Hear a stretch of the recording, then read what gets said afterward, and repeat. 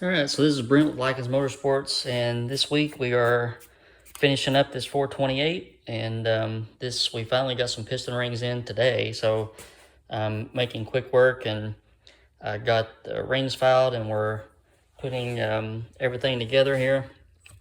This is a custom Race Tech piston with a 1515 3mm ring pack with a Molnar rod.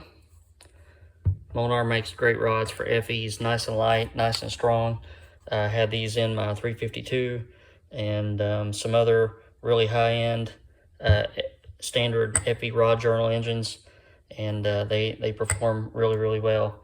The ring pack is Total Seal. It's got a steel top ring with a moly coated ductile iron second ring.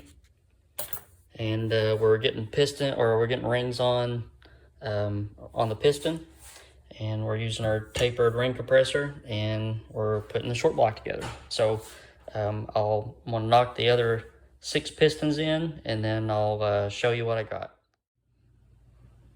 All right, so we got all of our pistons and rods knocked in, and what I'm gonna do now is go through and measure all the rod side clearances. I'm not really concerned about what they are. I've ran anything from 12 to 30, and it doesn't seem to make much difference, but I just want to make sure that they're all consistent. That's just kind of an assembly check, and make sure that you didn't do something silly like put a rod cap on backwards, or bearing hitting crank fillet or something like that. So I'm going to go through and check all those, and then we're going to torque the rod bolts. These are ARP 2000 bolts, and I believe Molnar's spec is 30 pound-feet plus 65 degrees. So you need a special torque wrench to do that, one that measures degrees, and they're not cheap. They're about $500 if you buy something like a Snap-on, but they pay for themselves pretty quickly, because that's really the only accurate way of getting a good degree measurement. They do make attachments for ratchets and things like that have a dial and a needle, but I can't really stand on the accuracy of those. But so we're going to get everything checked out, side clearances checked, rod bolts torqued, and then we'll probably call it an evening. Been working all day long, and I'm going to go in and spend some time with my daughter, and call it a day, and tomorrow we'll hop back on it. Okay, so all of our, I'm going to do one more thing before I go in, but all of our rod side clearances come in at 26 thousandths. Here is the torque specs for the rod bolts, and I don't try and work from memory, because my memory is getting worse as I get older. So I just do everything anew every time I do it. And this is the rod bolt, and it measures, I just measured it with my dial calipers. It's 7/16 inch 800. It torques 30 pound-feet plus 65 degrees. Here's that torque wrench I was telling you about.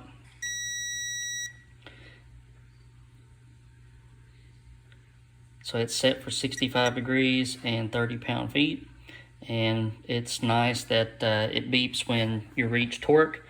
And then it also, when you pull 30 pound-feet plus 65 degrees, when you're done, it gives you a final torque spec. So for instance, if I go through and torque all the rod bolts, and you know, it'll show me like 86 pound-feet at the end, or 87, and I can keep an eye on what's going on. If I get one that, you know, showed, you know, 70 or, you know, 100 or something like that, then I would know to go back and double check that. So we are going to get those rod bolts torqued, and then I will call it a day.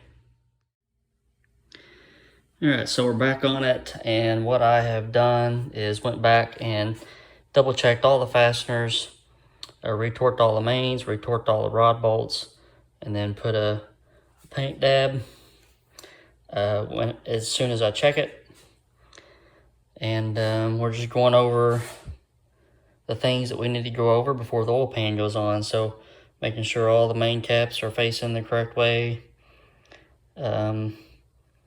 So we're in good shape. So I'm going to bolt the oil pump on and the pickup, and then won't be too long before we can put that oil pan on. All right, we got our Melling B pump and our ARP pump shaft down in there, and our oil pump pickup.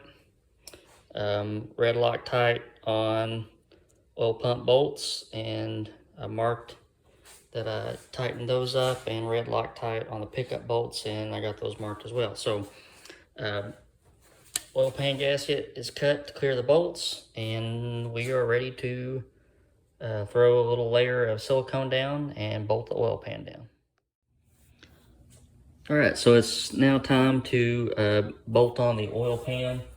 This is a factory replacement from Scott Drake, and I remembered to, if you remember the last 428 video that we did, I had an issue with this little guy here, so I did massage him so he wouldn't get in the way of the rod bolt this time.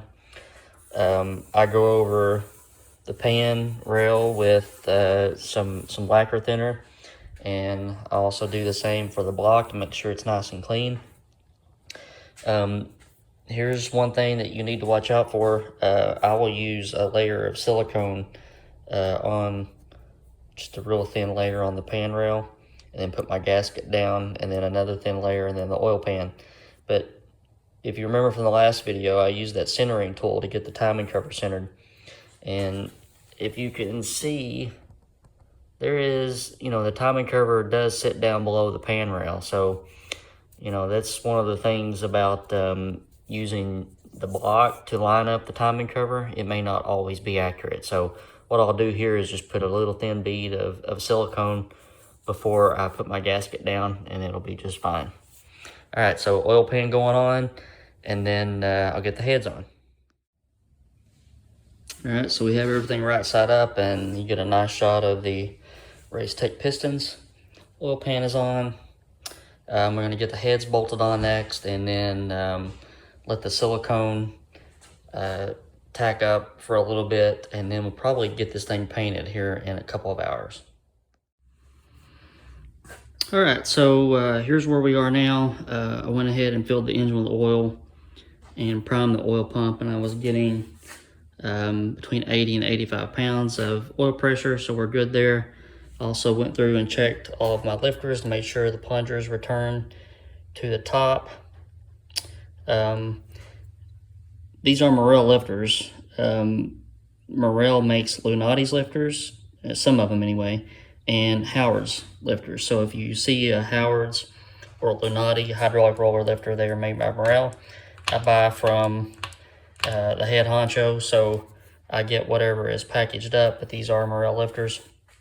But we are at the point now where I can glue on the intake manifold gaskets, and we're not too far from setting the intake on, so I'm going to get that done now.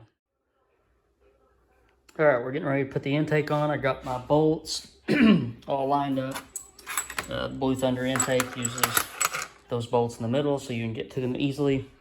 These are 30,000 stick gaskets from SCE, and they are in stock. You can get them whenever you need them. They are glued down. I'm going to lay another layer of silicone down here, and then lay my end beads. I went ahead and hit the ends with some blue paint so that the green doesn't stick out. But other than that, we are ready to rock and roll. So I'm gonna get this intake on. All right, so here's where we are. I've been working and forgot to take some videos, so I'm pretty much almost finished up. Got the rockers on and torqued down. The intake is on and torqued down. The distributor is in and set. Carb plate. Water pump is on. So we don't have too much more to do. I'm gonna go ahead and put the alternator and pulleys and everything on, valve covers, and that'll be about it. So I'll finish all that up, and then we'll do one last video to show finished product. All right, with the exception of the alternator, we are pretty much done. Another great looking engine. The Street Cobras, I've seen them The originals with both the Cobra 427 valve covers and the Cobra Le Mans valve covers.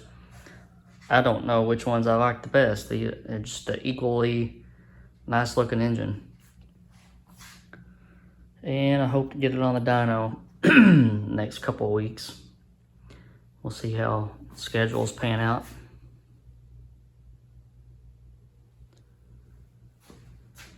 All right, guys, thanks for keeping up and watching me put this one together.